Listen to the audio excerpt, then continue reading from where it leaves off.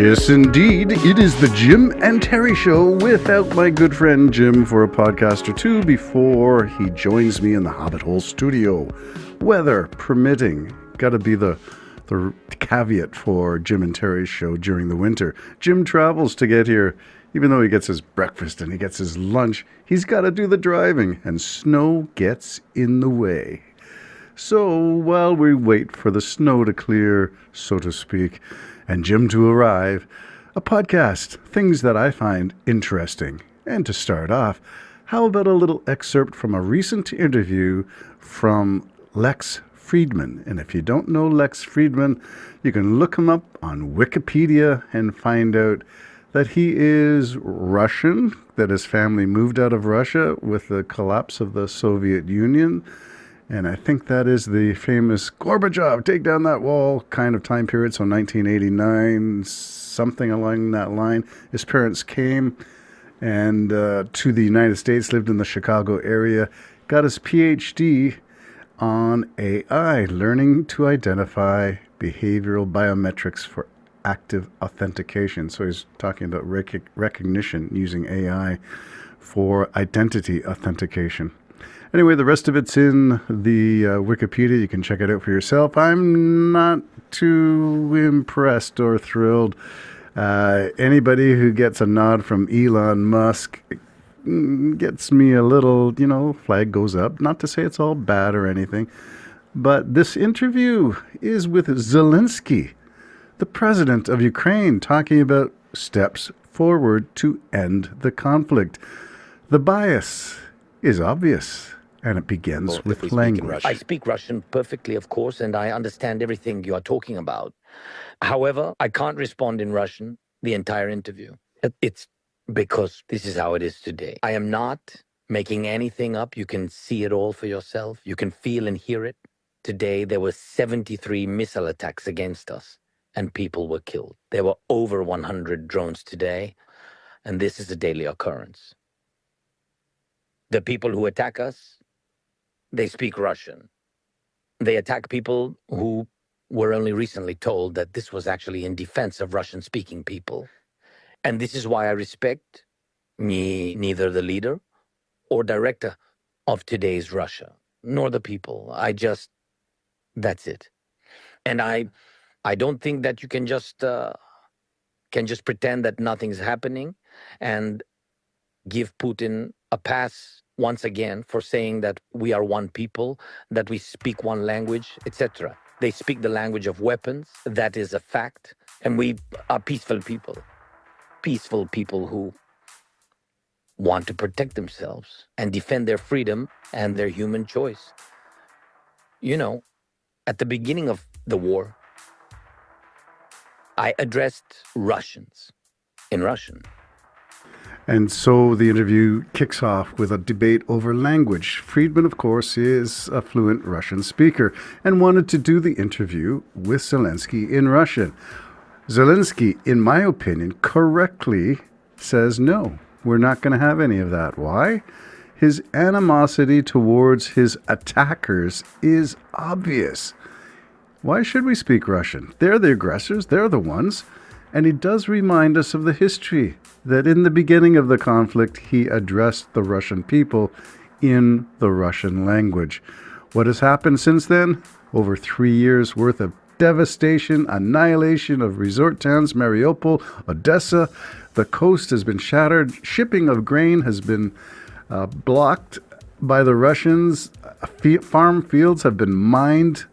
And it goes on and on. Thousands of Ukrainians have been taken forcibly, children taken forcibly. Mass murders. Who can forget Bucha? You can't forget these things, and yet history can be easily rewritten through propaganda. And Lex Fridman may be an expert in some things. He's got his MIT dissertation. Smart guy.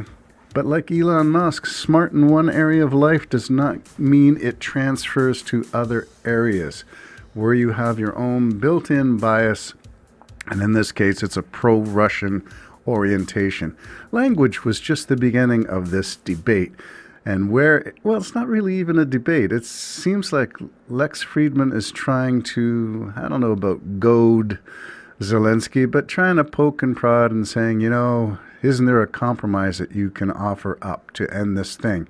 And Zelensky goes on to challenge the whole notion. Why should there be a compromise when they didn't ask for this? They didn't start it.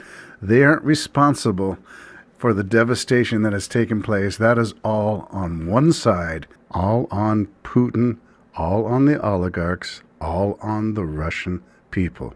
Russia, are you listening? They do not listen. They did not listen. Some are afraid. Some have other issues. They have different reasons. It's like when a person is drowning, and people walk by because they can't hear them. And someone walks on by crying, afraid to save them. It doesn't change anything for the one drowning. They need someone to help them. This is why I honestly despise these people, as they are deaf. They began the occupation in the supposed defense of the Russian language, and that's why, with all due respect, I would like to give an interview in Ukrainian. This is very important to me. If there are some points that you want me to explain in Russian, I can certainly do that. I can certainly occasionally speak Russian, but in general, no. Now, from there, the host of the podcast that I'm lifting it from is Adam Mockler, who is a young progressive on YouTuber, I guess they call it. And he has something to say that connects the dots to pro-Russia. You don't have to be MAGA to be pro-Russia. You just have to have been influenced by Russian propaganda. And I don't want to say the Jim and Terry show has been ahead of this curve, but we have for some time been warning with the Trump words, Russia, are you listening? And indeed they were. And sometimes you get caught up with saying things that look and sound like Russia Today or any other Russian media source outlet. And when what you say is exactly the same as Russian propaganda, Russian trolls, you're probably being played by Russia. Here is Adam Mockler to sum it all up. Okay, so Zelensky is obviously approaching this interview in good faith and is using this platform as an opportunity to spread the truth about what Ukraine has been through. He said there have been 73 missile strikes today, and now Lex Fridman is getting a taste of what it's like to be in Ukraine. And just for a little bit of backstory, if you don't know much about Lex Fridman, he interviewed Trump a few months back, and this dude isn't ultra MAGA or anything, but he is very right-wing adjacent and very pro-Russia. He is openly pro-Russia, and he runs defense for Russia. And there's a problem with people who are on the right, or even just people who are ignorant of the war. They've been convinced successfully by Russian propaganda that both sides are equally at fault in this war, and that is something that we have to rewire, because both sides are not equally at fault. Russia invaded Ukraine unilaterally. They invaded their next door neighbor, and it's an act of aggression. It's an act of territorial expansion. Ukraine is fighting a purely defensive war, and people don't seem to get that. I mean, for conservatives who are supposed to understand self-defense and protecting your property, they sure don't care when Ukraine has its border invaded, literally invaded by Russia, as Russia tries to grab more and more territory. Now, during this clip, Zelensky actually starts to get pretty pissed off. Let me play this. I understand, but unfortunately, the reality is that a compromise is needed in order to reach an agreement. So, in your understanding, the fact that he is in jailed after all the murders, he is not in jailed assuming all the murders, and no one in the world is able to put him in his place, send him to prison. Do you think this is a small compromise? This is not a small compromise, and to forgive him will not be a small compromise. To forgive, no one will forgive. This is absolutely impossible to forgive him. We cannot get into the head and soul of a person who lost their family. Nobody never will accept this. Absolutely impossible. I don't know, do you have children? No, not yet, Okay. But I would like to. Yes, God bless.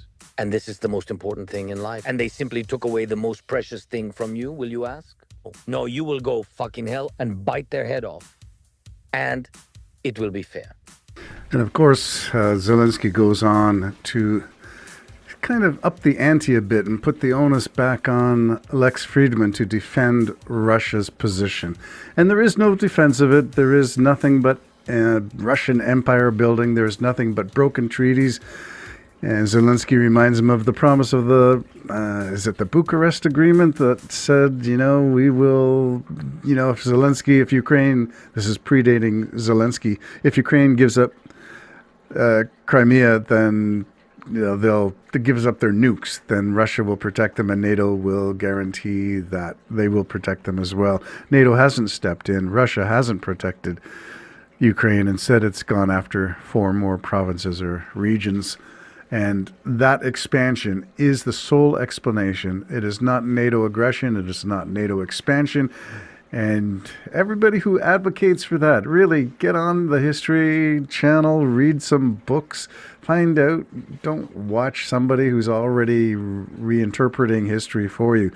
Revisionism is a problem. Revisionism is when you go back and rewrite things. Like January 6th, it was a picnic. There was love in the air, says Trump. Really, I got the book. And I'd like to encourage others to get the January 6th book if you haven't. It's a few years? Is it going to be 4 years this January? It was 2021. A day of infamy, almost like Pearl Harbor. Only Pearl Harbor was an external attack. January 6th was internal. And that kind of stuff needs to be examined. I support on X, when I was a participant there, or on Blue Sky, this one fellow who almost daily, and I repost it every day, a reminder, a video clip of the violence of January 6th. It's easy to reinterpret history. It's easy to forget the past. It is up to us in the media. It's up to us as individuals to carry the learning forward, not to be washed with revisionism, which is going back and looking at things and saying, it wasn't so bad. Trump 1.0 wasn't so bad, really. Melania Trump's making a movie with Amazon, apparently. Is it title going to be, I Don't Really Care? Do you? Revising. Looking back, sanitizing, whitewashing. The White House was attacked by the British in 1813, 1814.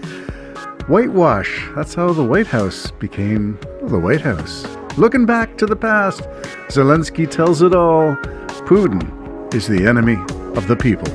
Bye-bye for now.